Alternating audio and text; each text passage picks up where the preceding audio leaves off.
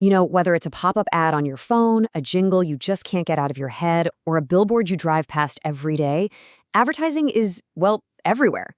It's one of the most powerful forces in our lives. It shapes culture, it drives economies, and it nudges our decisions pretty much every single day. So, how does it all actually work? To really get a sense of the scale we're talking about, let's just start with a number.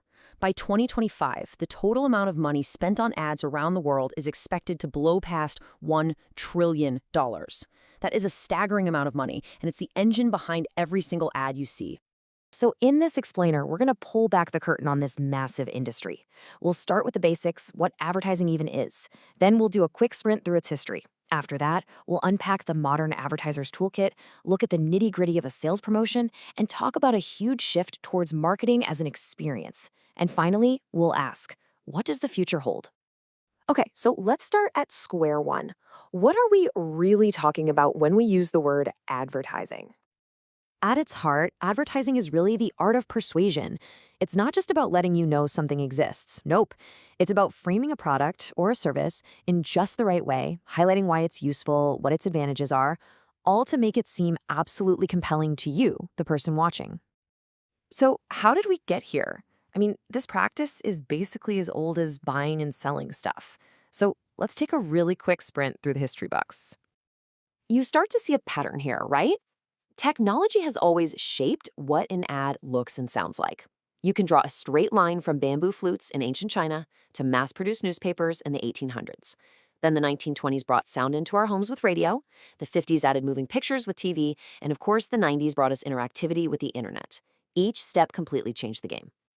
Now this is where the industry had its biggest psychological breakthrough. In the early 20th century, a guy named Edward Bernays, who was actually Sigmund Freud's nephew, came along and argued that the best ads don't appeal to our logical brains. Oh no, they appeal to our deep, unconscious desires. And just like that, it wasn't about a product's features anymore. It was about how that product made you feel. This was the moment advertising stopped just selling soap and started selling hope, beauty, and status. That whole psychological approach is absolutely still with us today, but the tools they use to deliver the message, they've gotten incredibly sophisticated.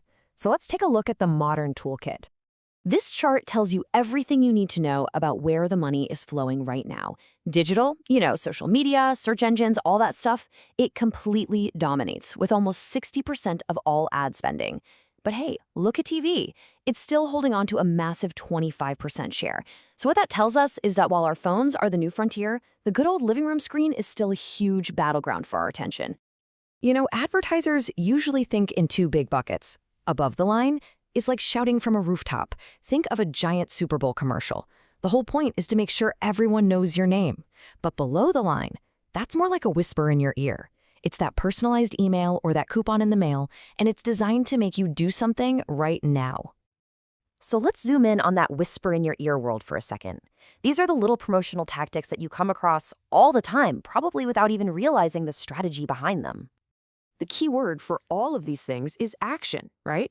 A big TV ad builds a brand's reputation over a long time, but a sales promotion, it's all about getting you to do something immediately, usually to hit that buy now button. Just think about your last trip to the grocery store.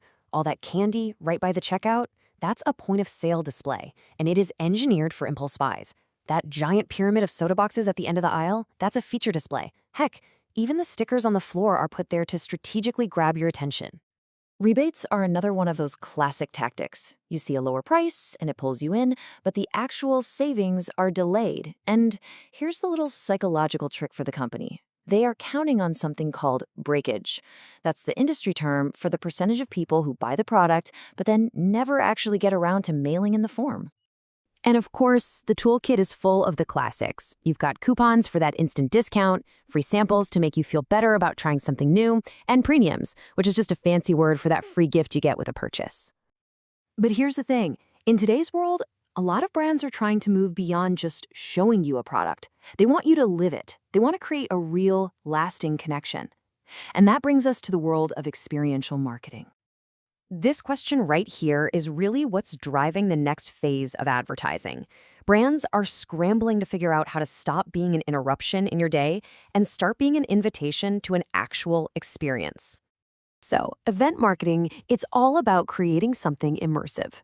It could be a pop-up shop for a new fashion line, a music festival sponsored by a drink company, or an interactive booth at a huge convention. The whole point is to change you from just a passive observer into an active participant. And the data really shows why this is so powerful. Get this, a whopping 74% of people say they're more likely to buy a product after they've engaged with it at some kind of branded event. And why is that? Well, because an experience can build a real relationship, while a traditional ad often just builds awareness. So, where is all of this going? I mean, as advertising gets more and more personal, more and more data-driven, it starts to raise some pretty important questions about its impact on society and on each of us. Of course, this industry has always had its critics. There's the charge of attention theft for just the sheer number of ads we're bombarded with. There are some really serious ethical worries about targeting kids or using claims that are, a bit deceptive. And then there's maybe the biggest critique of all, that advertising doesn't just sell us stuff, it actually manufactures desire, fueling this constant cycle of wanting more. So as this trillion-dollar industry gets even more personal and even more persuasive, the question for all of us is pretty simple. We know we're being sold a product, but in this world of curated experiences and subconscious appeals, what else are we buying into?